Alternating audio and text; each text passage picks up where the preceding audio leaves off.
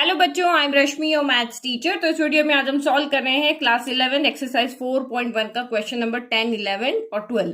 तो question number 11 most important question इस exercise का, वो बहुत बार एग्जाम में रिपीट होता है, तो उसको आप अच्छे से समझना। पहले हम 10 को सॉल्व कर लेते हैं, उसके बाद हम 11 को सॉल्व करेंगे। तो आपका क्वेश्चन यहाँ पे क्या है, prove that the following by using the principle of mathematical induction. और जहां पे एन कहां से बिलोंग कर रहा है, हमारा कैपिटल एन से।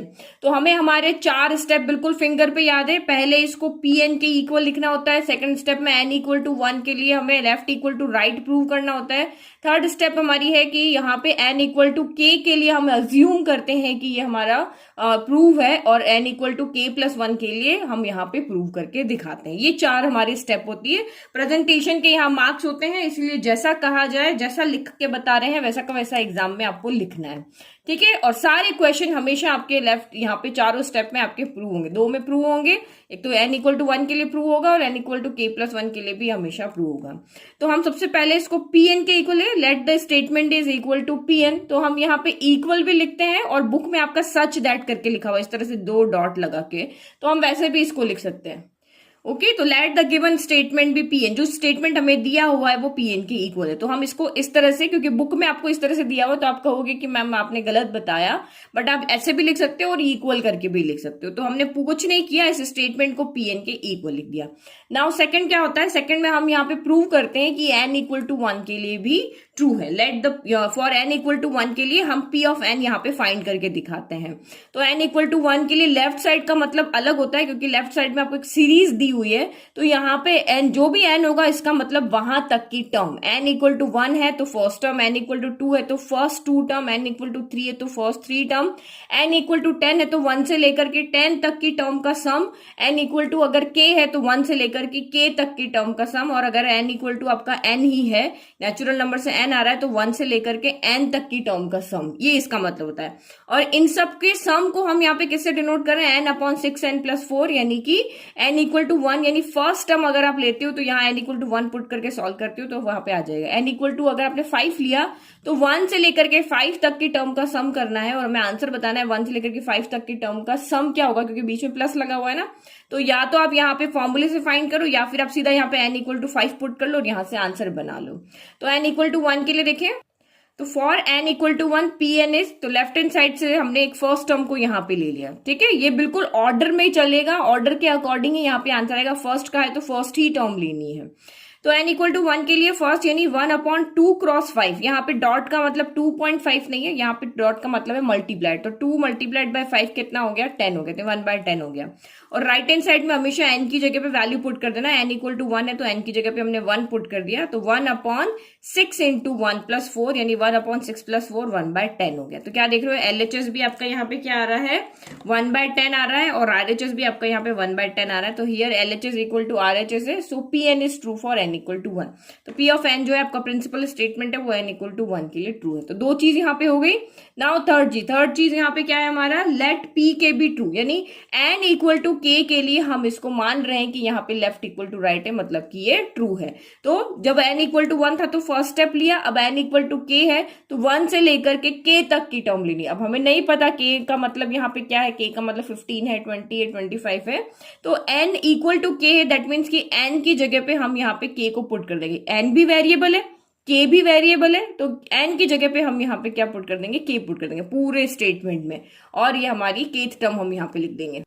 तो इस तरह से हम लिख देंगे, let P K be true for N equal to K and N belongs to N, यानी कि सारे एन कहां से आ रहे हैं, नेचुरल नंबर में से आ रहे हैं, और इन नेचुरल नंबर के सेट में से एन यहाँ पे कोई एक नंबर है जिसको हमने अभी वेरिएबल की फॉर्म में के लिया। 1 2 3 4 5 6 लेके इन्फिनिटी तक में से कोई भी एक नंबर है, उस नंबर को हम यहाँ पे के से डिनोट करें। तो ये हमारा प्रोसीजर होता है सॉल्व करने का।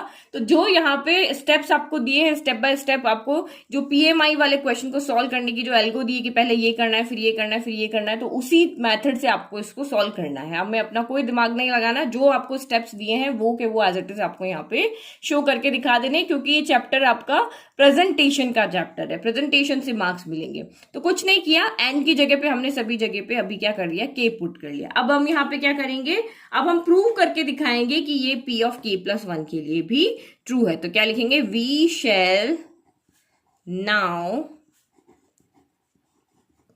prove that P of k plus 1 is also true. तो अब आपको यहाँ पे क्या करना है, अब जहां जैसे हमें देखो ये k टर्म है, ये इससे जस्ट आगे वाली टर्म है, जैसे आपकी ये फर्स्ट टर्म है, सेकंड टर्म है, थर्ड टर्म है, तो अगर मैं इसको kth टर्म कहती हूँ तो इससे जस्ट आगे वाली k प्लस 1 टर्म है।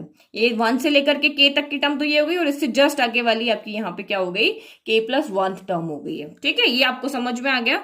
तो अब आपको जहां पर भी ये, इसका मतलब यहाँ पे क्या है, n इक्वल टू, अब हमारा यहाँ पे क्या है, k प्लस 1 है। हम k प्लस 1 के लिए प्रूव करके दिखा रहे हैं, यानी कि यहाँ n इक्वल टू k था, यहाँ n इक्वल टू आपका k प्लस 1 है। तो जहां पर भी आपको n दिख रहा है वहां पे आपको k प्लस 1 पुट कर देना। तो p of k plus 1 is such that 1 upon 2.5 plus 1 upon 5.8 plus 1 upon 8.11, और ये हम चलते रहे, और ये आपका यहाँ पे हो गया 1 अपॉन, ये आपका बड़ा ब्रैकेट लगा लेते हैं, 2 चाहिए, 3 के n की जगह रखा k प्लस 1 माइनस 1, फिर हमने अगेन n की जगह यहाँ पे क्या रखा, 3k प्लस 1, और ये हो गया आपका प्लस 2 हो गया।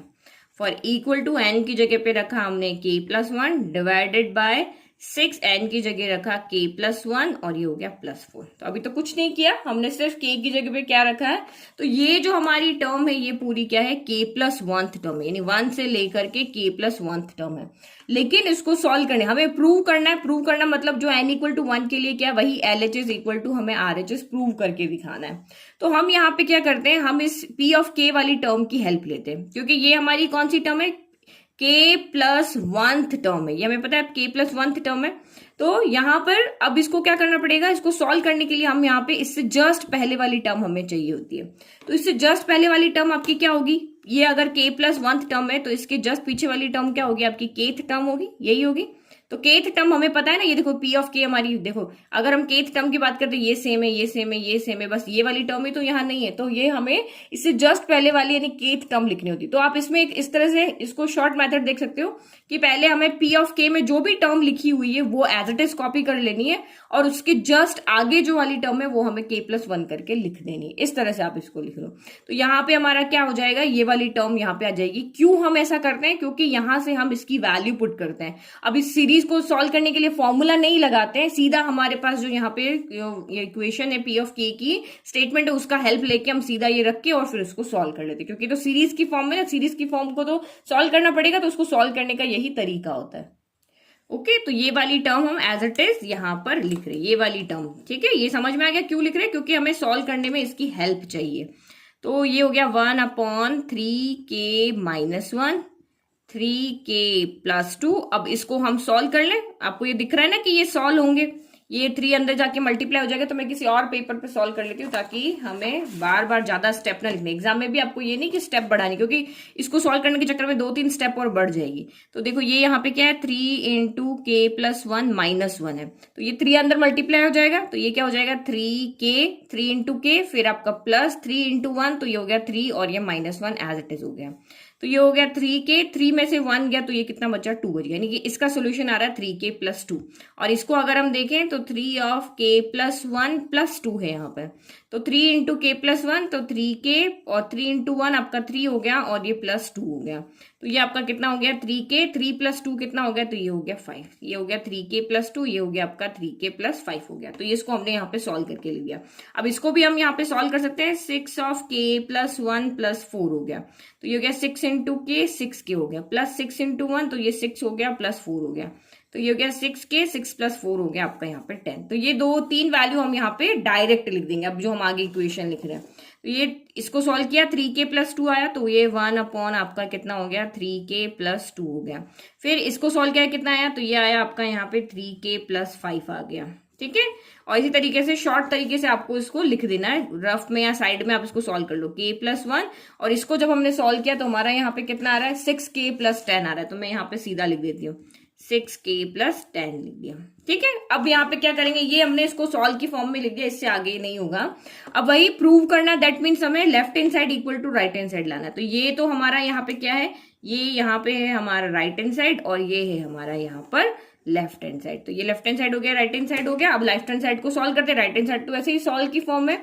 तो देखो यहाँ पे सॉल्व कैसे करेंगे, देखो ये हमें यहाँ तक की वैल्यू हमें पता है, ये देखो P ऑफ K में ये देखो सेम आ रहा है, ये तीनों सेम, फिर यहाँ से ये value same, 1/3k minus 1 divide में 3k प्लस 2 है, तो इसकी वैल्यू हमें पता है, ये वैल्यू हम यहाँ पे एज इट इज पुट कर लेंगे। सभी क्वेश्चन में ऐसे ही होता है, और इसको सॉल्व करेंगे तो हमारा ये आंसर आ जाएगा। ओके तो मैंने यहाँ पे ये लेफ्ट हैंड साइड, हमने अब यहाँ से लेफ्ट हैंड साइड को लेकर के सॉल्व करें, राइट को हमने एज इट इज छोड़ दिया। तो इसकी वैल्यू तो हमें पता है फर्स्ट से, तो हम यहाँ पे लिख लेते हैं फ्रॉम फर्स्ट से आप इसकी वैल्यू पुट कर लो। तो फ्रॉम फर्स्ट से इसकी वैल्यू कितनी आ रही है, k/6k + 4 आ रही है, तो हमने लिखा k/6k + 4 आ रही है, ठीक है।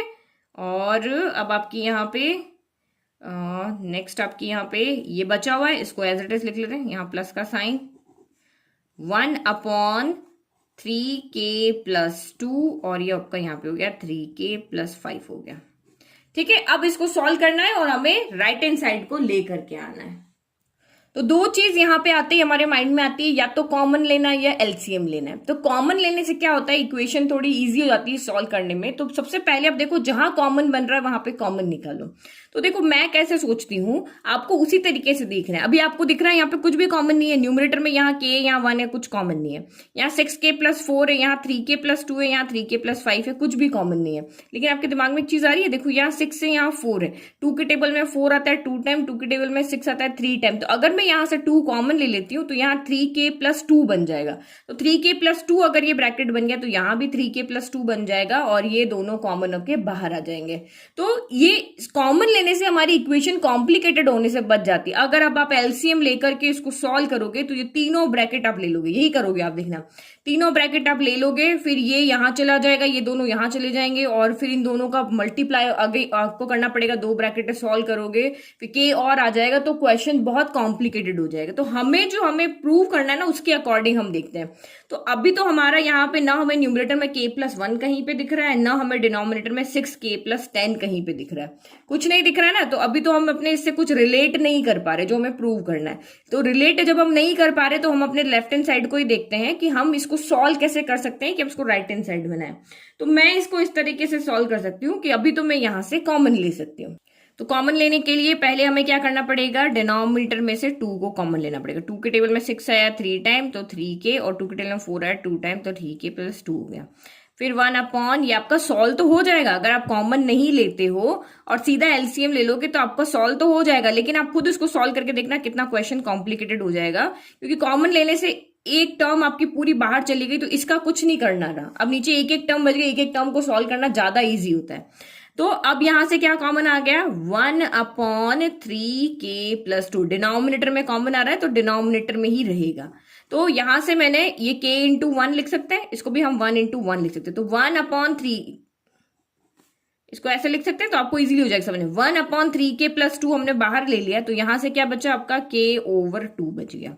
फिर यहां से 1/3k + 2 हमने बाहर ले लिया, तो यहां पे क्या बच गया, 1/3k + 5 बच गया। तो ऐसे लिख सकते हैं, 1 को किसी से भी मल्टीप्लाई करो कोई फर्क थोड़ी ना पड़ता है, तो ऐसे हम लिख सकते हैं, तो हमने लिख दिया। अब यहाँ पे क्या आपके माइंड में आ रहा है, कॉमन ले लिया, हमारा अभी इससे कुछ रिलेट नहीं हो रहा है, कुछ भी नहीं बन रहा है। तो अब हमें क्या दिख रहा है, कॉमन लेने के बाद हमारे दिमाग में दूसरी चीज आती है, अब एलसीएम ले लो। तो हमने यहाँ पे क्या कर लिया, एलसीएम ले लिया। तो ये हो गया 1/3k + 2, और यहाँ हमने ले लिया एलसीएम। तो दोनों का डिनोमिनेटर अलग अलग है, तो दोनों का प्रोडक्ट आपका एलसीएम हो जाएगा 2 × 3x प्लस आपका यहाँ पे हो गया 5। तो k से जाके कौन मल्टीप्लाई हो जाएगा, 3k + 5 यहाँ पे जाके मल्टीप्लाई हो जाएगा, और प्लस 3k + 5 के टेबल में 3k यहाँ पे सेम है, 3k + 5 है यहाँ भी, बट 2 नहीं है, तो 2 यहाँ पे जाके मल्टीप्लाई हो जाएगा। तो ये हो गया आपका 2 हो गया, ठीक है। अब इसको सॉल्व कर लें। अभी अगर अब आप यहाँ पे देखोगे तो देखो, मैं अगर 2 को अंदर मल्टीप्लाई कर देती हूँ तो 2 × 3 = 6 हो जाएगा, 2 × 5 = 10 हो जाएगा, यानी 6k + 10 तो मुझे यहाँ पे मिल गया। अगर मैं इसको सॉल्व कर लेती हूँ तो मुझे 6k + 10 यहाँ पे मिल जाएगा। तो अब देखो मैं इस तरह से लिखती हूँ इसको कि k इंटू, न्यूमरेटर को सॉल्व करते हैं, k × 3k, तो ये हो गया 3k² हो गया। फिर प्लस 5 × k, तो ये हो गया 5k हो गया। फिर प्लस 2 एज इट इज, और डिनोमिनेटर में 3k + 5। अलग अलग ब्रैकेट बनाने से अच्छा मैंने 1 को इससे मल्टीप्लाई करके एक साथ लिख दिया और ये इसके साथ लिख दिया, और 2 को मैं अंदर लेके जा रही हूँ, क्योंकि मुझे दिख रहा है कि मेरा जो 2 को अंदर मल्टीप्लाई करने पर मेरा RHS में से डिनोमिनेटर तो बन गया। तो ये 6k, ठीक है। 6k प्लस मेरा 10 बन गया। तो अब मुझे डिनोमिनेटर मिल गया, मुझे डिनोमिनेटर में से इसको हटाना है और ऊपर k प्लस 1 लेकर आना है। बस अब मुझे ये चीज दिख गई, डिनोमिनेटर में 6k प्लस 10 आ गया, अब न्यूमरेटर में मुझे सिर्फ k प्लस 1 चाहिए। तो आप यहाँ पे देखो, आपको ये कौन सी इक्वेशन दिख रही है? ये अगर आप पॉलिनोमियल चैप्टर क्लास 10 आपके दिमाग में आ रहा है तो ये आपको कौन सी इक्वेशन दिख रही है? तो ये मुझे यहाँ पे दिख रही है क्वाड्रेटिक इक्वेशन। तो क्वाड्रेटिक इक्वेशन तो हमें सॉल्व करना आता है। क्वाड्रेटिक इक्वेशन को मिडिल टर्म स्प्लिट करके सॉल्व कर सकते हैं, क्वाड्रेटिक फॉर्मूला से भी सॉल्व कर सकते हैं।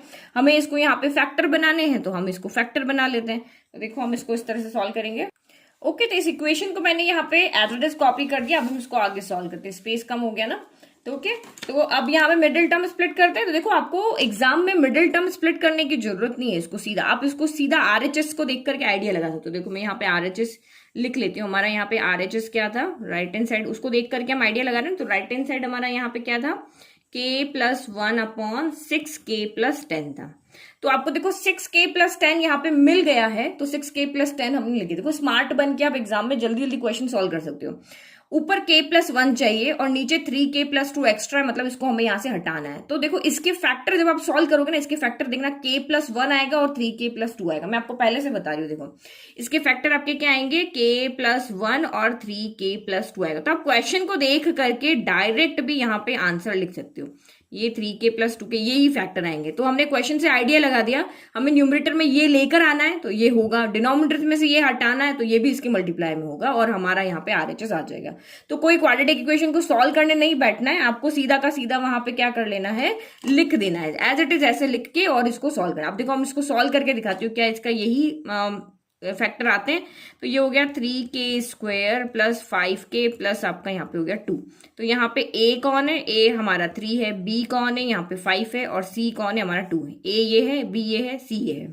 फिर हमें दो नंबर ऐसे चाहिए कि जिनका प्रोडक्ट करने पर a इंटू सी यानी कि 6 आए, और जिनका यहाँ पे साइन क्या है? प्लस है ना, तो प्लस करने पर हमारा b यानी कि 5 है। ये तो आपको पता ही, 10th क्लास से पढ़ते आ रहे हो। ए बी सी लिखते हैं, फिर हम देखते हैं कि a इंटू सी के बराबर तो उस नंबर का, दो नंबर का प्रोडक्ट आना चाहिए, और यहाँ पे प्लस का साइन है तो प्लस करने पर ये b यानी 5 आना चाहिए। तो ये तो मुझे यहाँ पे इजीली दिख गया कि 3 इंटू, ये 3 और 2 तो दिख ही रहे ना, 3 इंटू 2 आपका 6 होता है, या 6 के आप यहाँ पे फैक्टर भी बना सकते हो। 3 के टेबल में 6 आया, या 2 के टेबल में 6 आया 3 टाइम, 3 के टेबल में आया 1 टाइम। 3 2 6 हो गया, 3 2 6 होता है, और 3 प्लस 2 आपका यहाँ पे क्या होता है? 5 होता है। तो अब मैं यहाँ पे 5 की जगह क्या रख सकते हैं? 3 प्लस 2। तो ये हो गया 3k स्क्वायर प्लस 5 की जगह मैंने रखा 3 प्लस 2 k प्लस 2 हो गया। तो अब इसको अंदर लेके जाओ, 3k स्क्वायर प्लस 3 इंटू के 3k हो गया प्लस 2 इंटू के 2k हो गया प्लस 2। तो इसको मैं डीपली नहीं एक्सप्लेन करी क्योंकि मैंने 10th क्लास में आपको बहुत अच्छे से इसको पढ़ाया हुआ है। फर्स्ट 2 और लास्ट 2 में से कॉमन ले लो, तो यहाँ से 3k कॉमन ले लिया तो अंदर क्या है? देखो 3 यहाँ भी है तो बाहर आ गया, k यहाँ 2 टाइम यहाँ 1 टाइम है तो बाहर आ गया। तो यहाँ से k 1 बच गया और यहाँ से कुछ नहीं बचा तो 1 बचा। यहाँ दोनों में से 2 कॉमन आ रहा है तो 2 बाहर चला गया, यहाँ से k बच गया, यहाँ कुछ नहीं बचा तो 1 बचा। तो ये क्या आया आपका? देखो k प्लस 1 और 3k प्लस 2 है। जो ब्रैकेट 2 बार है उसको एक बार लिख दिया और बचे हुए को एक साथ लिख दिया। तो देखो मैंने आपको बताया था ना पहले यही फैक्टर आएंगे, तो देखो यही फैक्टर है। तो इतना सॉल्व करने की जरूरत नहीं, आप डायरेक्ट यहाँ पे क्वेश्चन को देख करके लिख सकते हो कि यहाँ नीचे 6k प्लस 10 है, तो मैंने यहाँ देखो 3k प्लस 2 है और यहाँ पे 6k प्लस 10 है। मुझे यहाँ पे 6k प्लस 3k प्लस 2 को हटाना है, तो इसका मतलब ऊपर भी 3k प्लस 2 होगा ही होगा, और ऊपर k प्लस 1 लेकर आना है तो इसके फैक्टर यही आएंगे। अब इस फैक्टर से ये फैक्टर आपका कैंसिल हो गया और ये आपका आ गया यहाँ पे राइट हैंड साइड। तो आप बहुत सारी जगह ऐसे ही क्वेश्चन को राइट हैंड साइड को देख करके और सीधा फैक्टर लिख करके इसको सॉल्व कर सकते हो। तो ये हमने जब इसको सॉल्व किया तो ये हमारा यहाँ पे क्या आ गया? राइट हैंड साइड आ गया। तो फाइनल लाइन लिख ले, तो ये हमारी हाफ मार्क दिलाने वाली line, Here LHS equal to RHS, therefore P of K plus 1 is true whenever PK is true, यानी कि जब भी P of K true होगा तो P of K plus 1 भी हमेशा true होगा। तो hence by principal mathematical induction Pn true होगा सारे n belong to n के लिए, क्योंकि हमने वेरिएबल के लिए प्रूव करके दिखा दिया। तो इस नेचुरल नंबर के सेट में से कोई भी नंबर यहाँ पुट करो, ये हमेशा यहाँ पे क्या होगा? ट्रू ही होगा। तो ये हमारा हो गया रफ वर्क। ठीक है, स्मार्ट बन के सीधा आप लिख सकते हो। Now next most important question number 11। तो यहाँ पर भी हमें प्रूव करके बताना है कि यहाँ पे कि ये बाय किससे, प्रिंसिपल ऑफ मैथमेटिकल इंडक्शन के लिए कि small N belong to capital, यानी सारे नेचुरल नंबर के लिए आपका ट्रू है, लेफ्ट इक्वल टू यहाँ पे राइट है। तो हम सबसे पहले क्या करते हैं, गिवन स्टेटमेंट को पी एन के इक्वल लिखते हैं। तो कुछ नहीं किया, अभी हमने गिवन स्टेटमेंट को पी एन के इक्वल लिख लिया। ये हमारी स्टेप नंबर यहाँ पे 1 हो गई।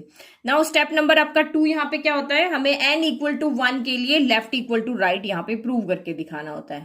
तो for N equal to 1 P N is, तो पहले हम यहाँ पे सॉल्व करते हैं लेफ्ट हैंड साइड। तो लेफ्ट हैंड साइड में एन इक्वल टू 1 का मतलब क्या होता है, फर्स्ट टर्म, यानी एन जितना है उतनी टर्म, ठीक है। एन 1 है तो ओनली फर्स्ट टर्म, तो ये हो गया 1 इंटू 2 इंटू 3 हो गया। डॉट का मतलब यहाँ पे क्या है, क्रॉस है, यानी कि मल्टीप्लाई। 3 इंटू 2 6, 6 इंटू 1 6, यानी कि एलएचएस कितना आ रहा है आपका 1/6 आ रहा है। नाउ हम यहाँ पे सॉल्व करते हैं आरएचएस। तो आरएचएस में एन इक्वल टू 1 का मतलब क्या होता है, जो एन है वो यहाँ पे एज इट इज पुट कर दो। एन 1 है तो 1, 2 है तो 2, 3 है तो 3, 10 है तो 10, जो एन है वहां पे पुट कर दो। तो ये हो गया एन इक्वल टू 1 की जगह 1 रखा, इसमें देखो 1 रखा, फिर 1 + 3 हो जाएगा, देन डिवाइडेड बाय, ये आपका 4 है तो 4 ही रह गया, n + 1 यानी कि 1 + 1 और n + 2 यानी कि 1 + 2 हो गया। तो इसको सॉल्व करो, तो ये 1 + 3 कितना हो गया, ये तो 1 एज इट इज रहा, 1 + 3 हो गया 4, डिवाइड में हो गया 4, 1 + 1 हो गया 2 और 1 + 2 हो गया आपका 3। 4 से 4 कैंसिल हो गया, ऊपर 1 बचा, 2 इंटू 3 यानी कि 6 बचा। तो देखो लेफ्ट इक्वल टू आपका यहाँ पे राइट आ रहा है, तो हम यहाँ पे लिख देंगे। तो here LHS equal to RHS हो गया। So P N is true for N equal to 1, N equal to 1 के लिए आपका यहाँ पे पी ऑफ एन ट्रू है। फिर थर्ड हम यहाँ पे क्या करते हैं, हम यहाँ पे अज्यूम करते हैं कि ये के के लिए भी ट्रू है। तो let P of K be true, P of K be true for N equal to K, और सारे एन आपको क्वेश्चन में दिया हुआ है कहां से आ रहे हैं, नेचुरल नंबर से। तो इसके लिए तो हमें कुछ नहीं करना होता है, इसके लिए हमें सिर्फ क्या करना होता है कि जैसे हमने एन इक्वल टू 1 के लिए यहाँ पे देखा था, यहाँ पे एन इक्वल टू के, जहां पर भी एन दिख रहा है हमें यहाँ शो नहीं करना। हमने मान लिया कि ये ट्रू है तो हमें प्रूव करके नहीं दिखाना है कि लेफ्ट इक्वल टू राइट यहाँ पे शो करेंगे। हमने मान लिया कि ये एन इक्वल टू के लिए भी ट्रू है, तो इसमें सिर्फ आपको यहाँ पे जहां पे भी एन दिख रहा है वहां पे आपको क्या कर देना है, के पुट कर देना है। तो ये आपका कैसे हो जाएगा, पी ऑफ के इज सच दैट, ओनली आपको लिख करके देख देना है इसको, और कुछ भी नहीं करना है। जो जो इसकी 4 स्टेप है ना, वहां तक तो सब बच्चे इसको कर लेते हैं, सॉल्व करने में कहीं कहीं पे गड़बड़ कर देते हैं। तो लिखना तो बहुत इजी है। किया क्या अभी तक हमने, जैसा कहा था वैसा वैसे तो कॉपी कर रहे हैं। एन की जगह 1 के लिए प्रूव किया है, यहाँ एन रखा है। इन सब के स्टेप्स है, सीबीएसई में ये बहुत अच्छा, हर स्टेप के मार्क्स है, तो हर स्टेप आपको यहाँ पे लिखनी है। एन की जगह के + 1 के + 2 हो जाएगा, तो के + 1 हो गया, देन आपका के + 2 हो गया, फिर इक्वल टू एन, तो ये हो गया के n + 3 यानी कि के + 3 हो गया, डिवाइडेड बाय में 4n + 1 यानी कि के + 1 हो गया, n + 2 यानी कि आपका के + 2 हो गया। तो ये हमने यहाँ पे लिख दिया, इसको इक्वेशन नंबर 1 कर दिया। फिर नेक्स्ट स्टेप हमारी क्या होती है कि हम इसको, अगर ये पी ऑफ के लिए हमने माना कि ये ट्रू है, तो अब हम शो करके दिखाएंगे कि इससे जस्ट आगे वाली के लिए भी ये ट्रू होगा, यानी पी ऑफ के + 1 के लिए। इसके लिए तो हमने मान लिया तो लिख लिया, हमने कुछ सॉल्व नहीं किया। अब हम यहाँ पे आगे पी ऑफ के + 1 के लिए ट्रू करके दिखाएंगे कि अगर ये ट्रू है तो पी ऑफ के + 1 भी ट्रू होगा। तो ट्रू कैसे करते हैं हम, वही लेफ्ट इक्वल टू राइट करते हैं कि हम के + 1 रखेंगे, फिर बताएंगे कि इसका लेफ्ट साइड जो है वो राइट साइड के इक्वल है। ठीक है, we shall now prove that P of K + 1 is also true. तो पी ऑफ के + 1 का मतलब यहाँ पे क्या हो गया, एन इक्वल टू आपका यहाँ पे क्या है, के + 1 है। अब जहां पर भी आपको एन दिख रहा है ना, वहां पे आपको के + 1 पुट कर देना है। इस क्वेश्चन, इस स्टेप तक तो कुछ नहीं करना, अभी तक तो हम रखना करना यही कर रहे थे, इसके लिए सिर्फ हमने सॉल्व किया। तो यहां तक सॉल्व करने पर क्वेश्चन का आपको आधे नंबर मिल जाएंगे। तो ये हो गया आपको पी ऑफ के + 1। अगर ये 5 नंबर का क्वेश्चन है तो यहां तक आपको 2 नंबर तो मिल ही जाएंगे। ठीक है, तो पी ऑफ के + 1 क्या हो गया, सेम 1.2.3, 1 × 2 × 3, देन आपका 2 × 3 × 4 हो गया, देन आपका 3 × 4 × 5 हो गया, इक्वल टू, अब एन की जगह ये के + 1, के + 1 + 1, के + 1 + 2 हो जाएगा। तो यहाँ पे हम क्या लिखेंगे, 1/n है तो k + 1 हो गया, n + 1 है यानी कि k + 1 + 1 हो गया, और k + 2 n + 2 है यानी कि k + 1 + आपका यहाँ पे 2 हो गया। फिर यहाँ पे क्या है, n है तो यहाँ तो आएगा नहीं, मैं इसको यहाँ नीचे लिख लेती हूँ। n यानी कि ये हो गया k + 1, n + 3 यानी कि k + 1 + 3, जहां n है वहां पे हमने k + 1 रखा है। देखो ये n + 3, n की जगह k + 1 रख गया। फिर आपका यहाँ पे नीचे है 4, फिर आपका n + 1 यानी कि k + 1 + 1 हो गया, और n + 2 यानी कि ये आपका k + 1 प्लस आपका यहाँ पे 2 हो गया। तो एक बार इसको सॉल्व करके लिख लें, उसके बाद हम देखते हैं आगे क्या करना है। ओके, तो ये k+1 हमने एज इट इज लिख रहे हैं, वापस इसको बस सॉल्व कर रहे हैं क्योंकि नंबर ये सॉल्व हो जाएंगे। तो ये हमने यहाँ पे कर दिया k+1, फिर 1+1 तो ये हो गया आपका यहाँ पे 2 हो गया, फिर 2+1 तो ये आपका यहाँ पे क्या हो गया 3 हो गया। एज इट इज अब आपका राइट साइड भी देखो, तो ये राइट साइड आपका यहाँ पे क्या हो जाएगा k+1 तो एज इट इज रहेगा, 3+1 तो ये हो गया आपका k+4 हो गया, divided by 4 as it is हो गया, 1+1 तो ये आपका k+2 हो गया, और ये 2+1 यानी कि ये k+ आपका 3 हो गया। ठीक है, तो ये हमने इसको सॉल्व कर लिया। अब उसके बाद मैंने आपको यहाँ पे क्या कहा है, ये पूरी टर्म कितनी k+1 टर्म है। अब हमें यहाँ पे क्या करना होता है, इससे जस्ट पहले वाली टर्म लिखनी होती है। तो p ऑफ k+1 को हम यहाँ पे कैसे लिखते हैं, kth term plus k+1 term, इस तरह से हम लिखते हैं। तो kth टर्म तक क्या होगा, kth टर्म क्या होती है 1 से लेकर के यहां तक, और फिर उसके आगे k+1 टर्म। क्योंकि अगर मैं 5 टर्म, अगर मैं 4 टर्म की बात करती हूँ या 3 टर्म लिखी, अगर मैं 2 के यानी n इक्वल टू अगर मैं 2 लेती हूँ तो फर्स्ट 2 टर्म लेंगे, n इक्वल टू अगर मैं 3 की बात करती हूँ तो 2 n यहाँ पे फर्स्ट 3 टर्म लेंगे, तो सेकेंड टर्म को मुझे थर्ड टर्म बनाना है, तो ये 2 तो लिख लिया और थर्ड को इसके साथ आगे लिख देंगे। इसी तरीके से करें ना, तो k+1 टर्म मैं लेट करूँ k+1 मेरी ये है, तो ये kth कौन सी होगी, ये 2 होगी, ये k+1 है तो ये यहां तक kth टर्म होगी। तो kth टर्म, और उसमें अगर आप यहाँ पे k+1 टर्म को और लिख दो लास्ट में, तो ये पूरी k+1 टर्म बन जाएगी।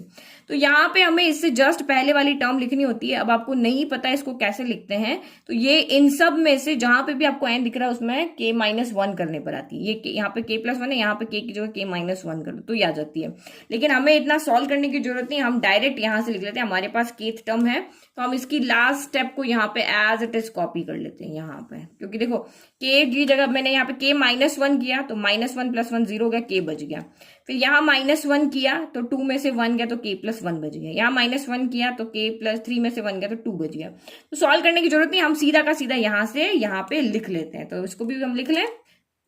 तो हमने अभी यहाँ पे क्या कर दिया, इससे जस्ट पहले वाली टर्म ये और लिख दी, और बाकी सारे ये एज इट इज, ये एज इट इज, ये एज इट इज। इससे जस्ट पहले वाली टर्म हमारी ये रही, ये यहाँ से हमने k वाली टर्म से लिख लिया, लास्ट टर्म जो उसकी होगी वो यहाँ पे आएगी। फिर ये k+1 टर्म हो गई, और ये आपकी ये first term, second term, third term, kth term, k+1 term, और ये आपका यहाँ पे राइट हैंड साइड हो गया, जो तो हमारा यहाँ पे एज इट इज, ये हमारा हो गया राइट हैंड साइड, और ये सारा हमारा लेफ्ट हैंड साइड। अब ये हमारा लिखने का काम हो गया। अब हमें यहाँ पे क्या करना है, ओनली लेफ्ट इक्वल टू हमें राइट को प्रूव करके दिखाना है। तो राइट तो एज इट इज रहेगा, लेफ्ट को हम यहाँ पे सॉल्व करेंगे। तो हम कैसे सॉल्व करते हैं, जो kth टर्म है उसके लिए हम यहाँ पे राइट हैंड साइड लिख लेते हैं। ये kth टर्म की जितनी k टर्म तक का जो सम है, k यहाँ 1 2 3 से लेकर के सारी k तक की जो हमारी टर्म है उसका सम हमें पता है ये है। तो हम यहाँ पे इसको क्या करेंगे, 1 से लेकर के k तक की टर्म का सम हम यहाँ पे लिख देंगे, ये वाला इसको, और फिर इसको हम सॉल्व करेंगे और राइट हैंड साइड को लेकर आएंगे। ओके, तो जो हमें अब सॉल्व करना है उसका लेफ्ट हैंड साइड मैंने अलग लिख दिया, और जो हमें प्रूव करना है वो मैंने यहाँ लिख दिया। तो लेफ्ट हैंड साइड में हम यहाँ पे क्या करते हैं, kth तक की टर्म का हमें सम पता है, तो वो हम सीधा यहाँ पे फर्स्ट से लिख लेते। तो फ्रॉम, इसको आप देखना, मैं इसको 2 मेथड से सॉल्व करके बताऊंगी, और आपको कैसे सोचना है जब इक्वेशंस कॉम्प्लिकेटेड हो जाती है तो वो आप अच्छे से देखना। अब इससे आगे, यहां से आगे इंपॉर्टेंट है। तो ये यहां से क्या हो गया, ये आपका आ गया यहाँ से k, देन आपका यहाँ पे हो गया k+3 डिवाइडेड बाय k4, फिर ये 4 आपका यहाँ पे हो गया k+1 हो गया, देन आपका यहाँ पे हो गया k+2। तो यहां से यहां तक की तो वैल्यू हमने लिख दी। अब यहां से क्या बचा, 1/k+1 बच गया, देन आपका k+2 बच गया, देन आपका यहाँ पे k+3 हो गया। ठीक है, ये this plus this equal to हमें ये राइट हैंड साइड लाना है। अब देखो, जो राइट हैंड साइड लाना, अब उसमें से सबसे पहले हम क्या करते हैं, 2 टर्म मिला के एक टर्म बनानी है। तो जो कॉमन है वो एज इट इज ले, उनको छेड़े क्यों, जो सीधे यहाँ पे हमें दिख रहे हैं उनको नहीं छेड़ना है, उनको सीधा हम बाहर ले सकते हैं। तो सीधा यहां से मैं बाहर ले लेती हूँ। तो यहां से मेरा क्या बाहर आ गया, k+2 यहां पर है, और k+3 तो हमारे पास है नहीं। ठीक है, तो बट k+2 तो मुझे यहां से साफ दिख रहा है, और यहाँ पे देखो तो k+1 भी है, मुझे यहाँ दिखा, यहाँ k+1 है, यहाँ k+1 है, यहाँ k+2 है, यहाँ k+2 है। अब k+3 नहीं है तो रहने दो, न्यूमरेटर में से तो कुछ कॉमन नहीं हो रहा, डिनोमिनेटर में से मुझे 2 टर्म दिख रही है जो कॉमन आ रही है, k+1 k+2, यहाँ पर भी k+1 k+2 यहाँ पर भी है। तो इसको मैं इस तरह से into 1 कर देती हूँ, यहाँ भी into 1 कर देती हूँ ताकि समझने में ईजी रहे। तो मैं यहाँ से क्या कॉमन ले रही हूँ, ये मैं यहाँ से कॉमन ले रही हूँ, क्योंकि ये मुझे यहाँ पे सेम दिख रहा है, ये मुझे यहाँ पे सेम है, तो ये इसको हमने बाहर ले लिया। तो ये 1/k+1 k+2 मैंने यहां से बाहर ले लिया।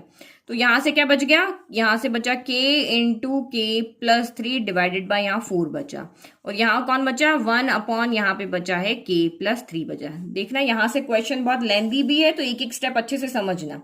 अब कॉमन लेने के बाद हमें यहां से सिर्फ हमें अभी तक k प्लस 3 मिला है, जो डिनोमिनेटर वाला नहीं सॉरी k प्लस 2 मिला है, बाकी अभी तक कुछ भी नहीं मिला है, ओनली k प्लस 2 मिला है। अब इसके बाद हम यहाँ पे क्या करते हैं, अब इसको एलसीएम लेके सॉल्व करें, अब कुछ कर तो सकते नहीं, तो वही हम यहाँ से क्या करते हैं एलसीएम ले लेते हैं। तो ये हो गया आपका 1 अपॉन k प्लस 1, क्योंकि ये बिल्कुल हिट एंड ट्रायल जैसा है कि जो आपको आरएचएस में दिख रहा है वैसे वैसे आप उसको करते जाओ, सॉल्व करते जाओ। हमारा बस हमें राइट हैंड साइड को लेकर आना है कुछ भी करके।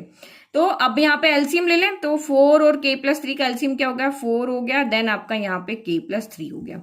तो यहाँ पे k 4 है, k प्लस 3 नहीं है, तो k प्लस 3 इधर जाके क्या हो जाएगा मल्टीप्लाई हो जाएगा। तो एक k प्लस 3 पहले से एक और जाके तो ये पावर 2 हो जाएगी, बेस से मतलब पावर ऐड हो जाती है। वन टाइम था जैसे एक बार x है और एक और x आ गया तो x स्क्वायर नहीं होता, सेम वहां से भी k प्लस 3 यहाँ पहले से और k प्लस 3 एक और ब्रैकेट लेकर आ रहा है तो ब्रैकेट यहाँ पे होल स्क्वायर हो जाएगा। फिर यहाँ पे k प्लस 3 है बट 4 नहीं है, तो 4 जाके यहाँ पे मल्टीप्लाई हो जाएगा, ये हमने यहाँ पे कर दिया। फिर उसके बाद यहाँ पे क्या हो जाएगा, तो ये 1 upon k plus 1 as it is, k plus 2 भी एज इट इज। अब यहाँ पे क्या होगा, न्यूमरेटर सॉल्व हो रहा है, हमें ये a प्लस बी का होल स्क्वायर वाला फॉर्मूला नहीं दिख रहा है यहाँ पे, ये हमें दिख रहा है a प्लस बी का होल स्क्वायर, तो इसको हम ऐसे ही खोल लेते हैं। तो ये आपका k तो एज इट इज रह गया, a प्लस बी का होल स्क्वायर क्या होता है a स्क्वायर यानी कि k स्क्वायर, b स्क्वायर यानी कि 3 का स्क्वायर 9 हो गया, 2ab यानी कि 2 इंटू k इंटू 3 यानी कि 6k हो गया। फिर ये प्लस आपका 4 हो गया और डिवाइड में जो था आपका यहाँ पे 4 इंटू के प्लस 3 वाज इट इज रहा। अभी हम ये दो ब्रैकेट बना के नहीं लिखते हैं, इसको सीधा सॉल्व करते हैं, ये तीनों एक साथ लिखते हैं, ये 1 का मल्टीप्लाई करके लिख लेते हैं।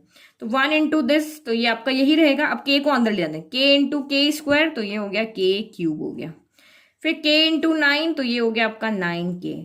फिर k इंटू 6k, तो ये 6k स्क्वायर हो गया, प्लस आपका 4 हो गया, डिवाइडेड में आपका यहाँ पे क्या रहा, मैं बिल्कुल नंबर की फॉर्म में लिख देती हूँ, 4 यहाँ सबसे पहले ना मैं 4 को पहले लिख देती हूँ। फिर यहाँ पे क्या है मेरा, फिर मेरा एक k प्लस 1 है, देन मेरा k प्लस 2 है, देन मेरा k प्लस 3 है। तो अब यहाँ पे देखो, अब ये जो क्वेश्चन है ना, अब मेरे को तो समझाना है इसीलिए मैं समझाने की फॉर्म में आपको एक्सप्लेन कर रही हूँ, लेकिन आपको यहाँ पे स्मार्ट बनना है। कैसे स्मार्ट बनना है, आपको यहाँ पे कुछ नहीं, आपका जो राइट हैंड साइड है ना उसको देखना है। देखो क्यूब इक्वेशंस भी हमने क्लास 10th में सॉल्व किए हैं। आपको जैसे आपकी अभी जो क्वेश्चन क्या था उसमें क्वाड्रेटिक इक्वेशन आई थी, तो क्वाड्रेटिक इक्वेशन को मिडिल टर्म स्प्लिट करके फैक्टर बना लेना। अब ये क्यूबिक इक्वेशन है, तो क्यूबिक इक्वेशन के फैक्टर कैसे बनते हैं, किसी भी टर्म से डिवाइड करके, ठीक है। हम वहां पे जीरोस फाइंड करते हैं, वो इसको सेटिस्फाई कर रहा है। आपको याद है क्लास 10th का? तो ये सिर्फ मैं आपको समझाने के बता रही हूँ कि ये एक्चुअल में होता क्या है, लेकिन आपको जो स्मार्ट बन के काम करना है आपको वैसे ही करना है। अब ये क्यूबिक इक्वेशन है और अगर हम हमारे राइट हैंड साइड को देखते हैं तो ये फैक्टर की फॉर्म है, ऊपर ब्रैकेट में है ना k प्लस 1 k प्लस 4, और ये आपका यहाँ पे क्या है क्यूबिक इक्वेशन है। तो इसके फैक्टर्स हम इजीली बना सकते हैं। इजीली कैसे बनाते हैं, हम यहाँ पे देखते हैं कि ये जो हमारी टर्म है ये पहले किससे डिवाइड हुई, इसका एक जीरोस हम फाइंड करेंगे तभी तो इसको डिवाइड करने वाली टर्म लेकर आएंगे। तो सबसे पहले हम यहाँ पे k की जगह 1 पुट करके देखेंगे क्या ये 1 पे 0 आ रहा है, नहीं आ रहा तो -1 पे पुट करके देखेंगे क्या ये 0 आ रहा है, क्योंकि सारे पॉजिटिव है तो 1 पॉजिटिव पे तो 0 नहीं आएगा, तो -1 पुट करके देखते हैं। तो -1 का क्यूब हो गया, फिर आपका ये 9 इंटू -1 हो गया, प्लस 6 इंटू -1 का स्क्वायर हो गया, प्लस 4 हो गया। तो ये क्या होगा -1 माइनस आपका 9 हो गया, प्लस का 6 हो गया, प्लस का 4, तो माइनस माइनस प्लस होता है तो माइनस का 10 हो गया, और ये प्लस 6 प्लस 4 आपका 10 हो गया, यानी कि k इक्वल टू -1 पे ये आपका 0 हो रही है टर्म, यानी इसकी वैल्यू आपकी इक्वेशन की पूरी 0 हो रही है। तो -1 को उधर लेके जाओ तो k प्लस 1 इसका क्या होगा, एक फैक्टर होगा या इसका एक जीरोस होगा। आपको याद है क्लास 10th में हमने चैप्टर 2 में किया है ना, तो ये इसका 0 हो गया। अब उसके बाद हम यहाँ पे क्या करते हैं, इसको इससे डिवाइड करते हैं, k cube plus 9k plus 6k square plus 4, ऐसे करके हम इसको डिवाइड करते हैं, k प्लस 1 से हम इसको डिवाइड करते हैं और फिर हम यहाँ पे फैक्टर्स बना लेते हैं, यही करते हैं। तो ये सारे चीज हमें यहाँ पे 11th क्लास में नहीं करनी है। आप कैसे स्मार्ट बनते हो ये मैं सॉल्व करके भी दिखाऊंगी, लेकिन आप यहाँ पे कैसे स्मार्टली बिहेव कर सकते हो, मैं बिना सॉल्व किए यहाँ पे आंसर लिख सकती हूँ। कैसे, तो यहाँ पे देखो मेरे पास यहाँ डिनोमिनेटर में क्या है 4 है, देन मेरे पास यहाँ पे k प्लस 2 है, k प्लस 3, यहाँ पे k प्लस 1 भी है, तो मैं इसको जैसा है वैसा लिख लेती हूँ।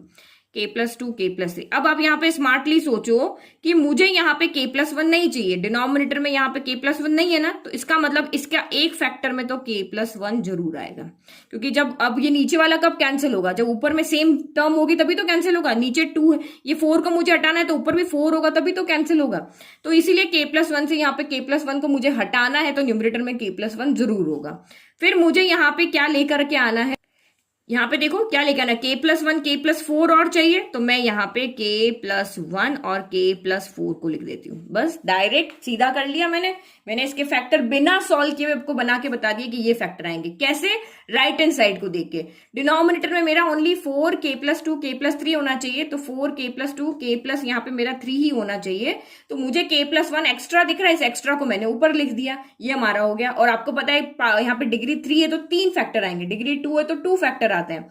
फिर आपने यहाँ पे न्यूमरेटर को देखा है कि यहाँ पर मैं ये 2 मुझे आंसर में चाहिए तो मैंने लिख दिए, ये हो गए इसके 3 फैक्टर बिना सॉल्व किए हुए। अब देखो जिसको नहीं समझ में आया उसको इसी तरीके से यहाँ पे सॉल्व करना पड़ेगा कि आपको ऐसे सॉल्व करके फैक्टर बनाने पड़ेंगे। तो आप यहाँ पे पहले एक यहाँ से ढूंढ के लाओगे कि कौन सी वैल्यू पे ये 0 हो रहा है, randomly hit and trial method हम लगाते थे ना, बस वैसे उसका फैक्टर बना के फिर आपको डिवाइड करना। तो डिवाइड कैसे करते हैं कि हम पहले इसको डिग्री के अकॉर्डिंग अरेंज करते हैं। अभी ये हमारा डिग्री के अकॉर्डिंग अरेंज नहीं है, जब भी डिवाइड करते हैं तो डिग्री के अकॉर्डिंग ये क्या होना चाहिए, अरेंज होना चाहिए। तो ये आपका 6k² हो गया प्लस का 9k+4 हो गया। तो फैक्टर जिसको वो चीज समझ में आ गई ना, उसको यहाँ से वीडियो को नहीं देखो, वो सीधा का सीधा यहाँ पे सॉल्व कर लो और सीधा राइट हैंड साइड करके और इसको लिख लो। और जिसको अभी समझ में नहीं आया है फैक्टर कैसे बने, वही इस वीडियो को यहाँ से कंटिन्यू करो। लास्ट में मैं एक और मेथड बताऊंगी, उस मेथड से भी आप उसको सॉल्व करते हो जिसमें हम लेफ्ट और राइट दोनों को सॉल्व करते हैं। तो पहले इसके फैक्टर बना लें। तो ये k³ फर्स्ट टर्म को हम फर्स्ट टर्म से डिवाइड करते हैं, डिवाइड बाय k। तो k की पावर यहाँ पे बेस से मतलब पावर डिवाइड में सब्ट्रैक्ट होती है तो k² हो गया। या फिर नहीं समझ, k³ यानी क्या होता है, k और डिवाइडेड बाय आपका होता है k।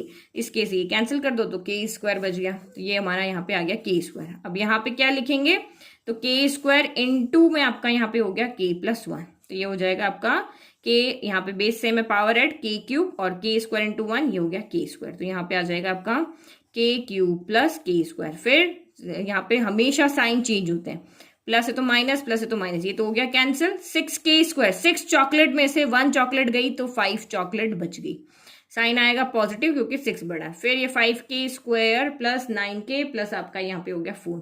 फिर अगेन फर्स्ट टर्म से डिवाइड करते हैं, 5k² को डिवाइड किया हमने k से, तो एक k से एक k कैंसिल हो गया तो यहाँ से 5k बच गया, तो ये हो गया 5k। फिर आगे 5k को मल्टीप्लाई करेंगे फिर से k+1 से, तो k+1 से क्या, तो ये हो गया 5k², 5k इंटू 1 हो गया आपका 5k। तो यहाँ लिख दो 5k² प्लस 5k, हमेशा साइन चेंज होते हैं एलिमिनेट करने के लिए। ये तो हो गया कैंसिल, 9 में से 5 गया, 9 चॉकलेट में से 5 चॉकलेट गई तो 4 चॉकलेट बची। फिर अगेन अभी और टर्म आएगी, जब तक हमारा इससे छोटी डिग्री नहीं आ जाती तब तक हम डिवाइड करते रहते हैं। तो 4k/4 यानी कि 4 से 4 कैंसिल हो गया, 4k/k, सॉरी k से k कैंसिल हो गया, 4 बच गया, यहाँ पे आ गया 4। तो 4 को मल्टीप्लाई करो आपका k+1 से, हमें सब्ट्रैक्ट करने वाली टर्म चाहिए होती है, तो ये हो गया 4k+4 हो गया। अगर आपको इसको अच्छे से समझना है ना तो क्लास 10th में जाकर के वीडियो देखना, जो आपकी लास्ट एक्सरसाइज है ना 2.4 या 3, वहां पे बहुत अच्छे से इसको एक्सप्लेन किया है। हाँ तो मैं, क्योंकि मैं ये मान रही हूँ कि आपको 10th क्लास के सारे कॉन्सेप्ट क्लियर है तो मैं फटाफट इसको समझा रही हूँ। तो 4k+4 हो गया, देन माइनस, ये कैंसिल हो गया, 0 बच गया। यानी कि यहां से हमें k³ plus 6k² plus 9k plus 4k जो फैक्टर मिले हैं, एक मिला है k+1 और एक मिला है यहाँ पे k² प्लस 5k+4। अब ये हमने कैसे लिखते हैं, dividend equal to divisor into quotient plus remainder, ऐसे ही लिखते हैं ना, तो ये ऐसे लिखा। बट अभी भी ये क्वाड्रेटिक इक्वेशन बन रहा है, इसको हम अभी भी और फैक्टर की फॉर्म में सॉल्व कर सकते हैं। तो इसको सॉल्व करो, 5k² प्लस 5k+4 हो जाएगा। यहाँ a है, k² का कोफिशिएंट 1, b कौन है, k का कोफिशिएंट 5, c कौन है, तो कांस्टेंट हो गया, ये आपका 4 हो गया। तो हमें दो नंबर ऐसे चाहिए जिनका प्रोडक्ट करने पर a इंटू 1 यानी कि 4 आए, a इंटू c यानी कि 4 इंटू 1 4 आए, और यहाँ साइन क्या है आपका प्लस का है ना, तो प्लस करने पर वो कौन है, b यानी कि 5 है। तो मुझे सीधा सा दिख रहा है 4 इंटू 1 4 होता है, 4 प्लस 1 मेरा यहाँ पे क्या होता है 5 होता है। इजीली दिख रहा है ना यहाँ पे फैक्टर्स 4 के, तो ये मैंने यहाँ पे बना लिए। अब तो यहाँ पे 5 की जगह पे हम मेरा क्या रख देंगे 4 प्लस 1, तो ये 4 प्लस 1 हो गया, k हो गया प्लस 4 हो गया। तो ये आपका यहाँ पे क्या हो गया, के स्क्वायर 4 इंटू के 4k हो गया, 1 इंटू के हो गया, प्लस का 4 हो गया। फर्स्ट टू लास्ट टू में से हमें क्या लेना होता है, कॉमन। तो के बाहर निकाला, के प्लस 4 बच गया। यहाँ पे कुछ कॉमन नहीं है तो 1 कॉमन आता है, तो ये के प्लस 4 हो गया। तो के प्लस 4 बाहर लिख दिया, यहाँ पे के प्लस 1 कर दिया। तो देखो इसके क्या फैक्टर आ रहे हैं, के प्लस 1 आ रहा है, देन आपका यहाँ पे के प्लस 4 आ रहा है, देन के प्लस 1 आ रहा है। प्रोडक्ट में फर्क नहीं पड़ता किसको आगे किसको पीछे लिख रहे हैं। तो बिना सॉल्व किए हुए भी मैंने आपको बता दिया था के प्लस 1 के प्लस 1 के प्लस 4 फैक्टर आ रहा है। देखो ये आ रहा है ना, के प्लस 1 के प्लस 1 के प्लस 4 फैक्टर आ रहा है। तो स्मार्टली आप राइट हैंड साइड को देख करके अपने फैक्टर्स लिख सकते हो। आपको ये नहीं कि आप सोच रहे होंगे कि मैम ये सारा पूरा करेंगे तब हमें फुल मार्क्स मिलेंगे, तो ये सारा आपको नहीं करना है, ठीक है। आपको सिर्फ क्वेश्चन को देख करके अपने फैक्टर्स आप बना लो, ये सब आपको नहीं करना। और जिसको ये डायरेक्ट फैक्टर बनाने नहीं समझ में आया ना, कैसे ये बने हैं कैसे लिखे हैं, वो ये चीज यहाँ पे करेगा, ठीक है। तो ये चीज आपको यहाँ समझनी है, ये चीज आपको करनी है या आपको डायरेक्ट लिखना है, या आपके ऊपर है। मैंने आपको दोनों तरीके बता दिए कि एक्चुअल में ये फैक्टर कैसे आए, सॉल्व करके भी समझा दिए और डायरेक्ट राइट हैंड साइड को देख करके मैंने आपको बता दिया।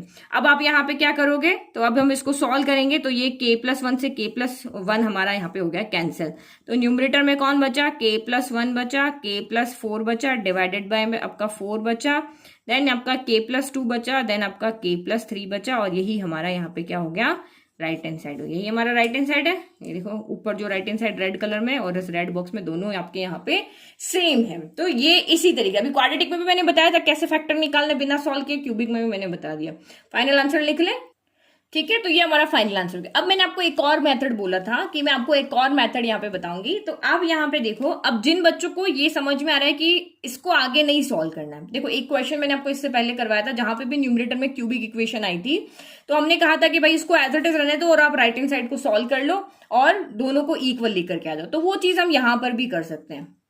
तो ये देखो, ये हमारा क्वेश्चन नंबर 7 था, हमने इसको सॉल्व किया था। तो ये हमारा राइट हैंड साइड है। तो आप खुद देखो राइट हैंड साइड भी कितना यहाँ पे कॉम्प्लिकेटेड है। हम इसको लेफ्ट को सॉल्व करके क्या ऐसा बना सकते हैं क्या, के प्लस 1 बनाओ फिर इसका स्क्वायर बनाओ, इस तरह से नहीं बना सकते ना। तो इसीलिए यहाँ पे मैंने लेफ्ट को सॉल्व किया, तो ये हमारी टर्म आई थी।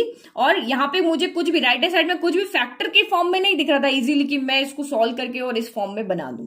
तो इसीलिए यहाँ पे left equal to right solve किया। तो हर चीज क्वेश्चन की एक अलग अलग कंडीशन होगी, कंडीशन के ऊपर आपको सॉल्व करना है।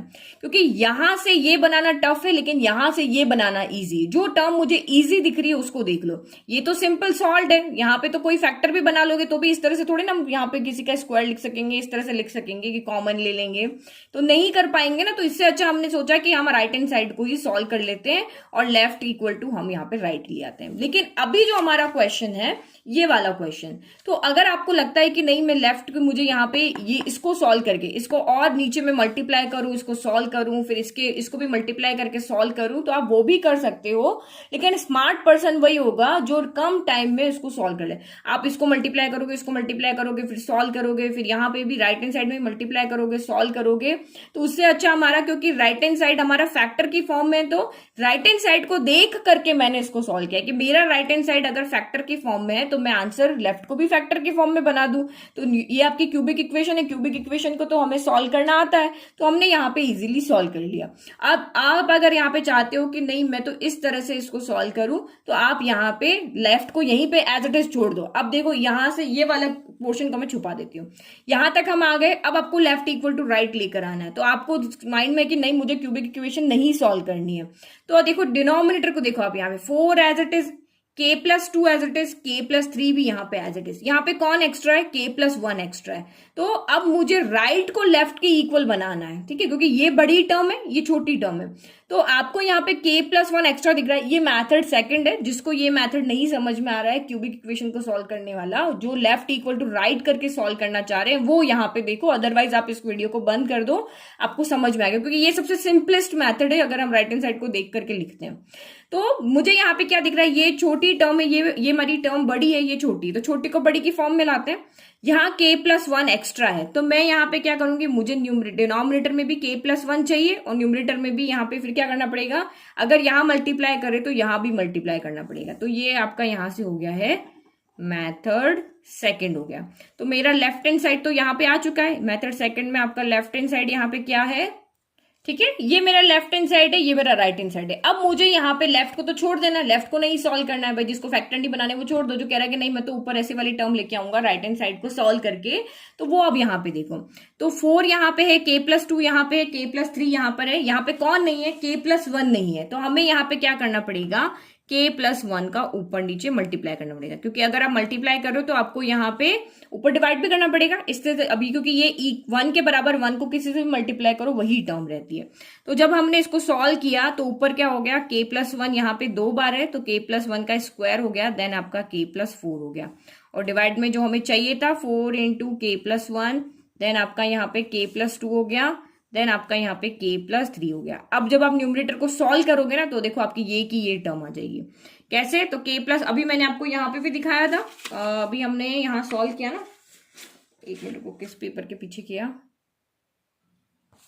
ये वाला यहाँ पे किया, ये आप यहाँ पे देखो, ये इसी तरीके से, ये देखो k+1 k+4 k+1, ये देखो यही सेम आ रहा है ना, देखो k+1 यहाँ पे k+1 k+1 k+4 आ रहा है, तो इसको जब हम सॉल्व करेंगे ना एक दूसरे के ब्रैकेट ओपन करके तो फिर से यही टर्म आएगी, जिसके इसके फैक्टर बनाए तो ये आए थे, इसके फैक्टर बनाए आपने तो ये 3 ब्रैकेट आए थे, अब इन 3 ब्रैकेट को सॉल्व करोगे तो सेम टू सेम ये आपका आ जाएगा, तो यही तो हमारी न्यूमरेटर वाली टर्म है। तो ये आप जब इसको सॉल्व करोगे ब्रैकेट ओपन कर करके यहाँ a+b, यहाँ पर आप क्या करोगे, a+b के स्क्वायर का फॉर्मूला लगाओगे, 3 टर्म आएगी, फिर उसको फिर से मल्टीप्लाई करोगे तो यही टर्म आपकी आएगी। तो ये आपका होमवर्क है, आप इसको खुद सॉल्व करके देखना, तो ये आ जाएगा। तो जिसको लेफ्ट इक्वल टू राइट करना है वो ऐसे सॉल्व करेगा, और जिसको स्मार्टली फैक्टर वाले मेथड से सॉल्व करना, बिना कुछ किए हुए अपना आंसर लेकर के आ जाना है राइट हैंड साइड को देख करके, तो वो ऊपर वाला मेथड करेंगे। ठीक है, तो अब हमारे वीडियो की लेंथ हो गई है बहुत ज्यादा, 45 मिनट का वीडियो हो गया है, तो अब हम 12th वाला क्वेश्चन अब नेक्स्ट वीडियो में सॉल्व करेंगे। ठीक है, तो ये बहुत इंपॉर्टेंट, मोस्ट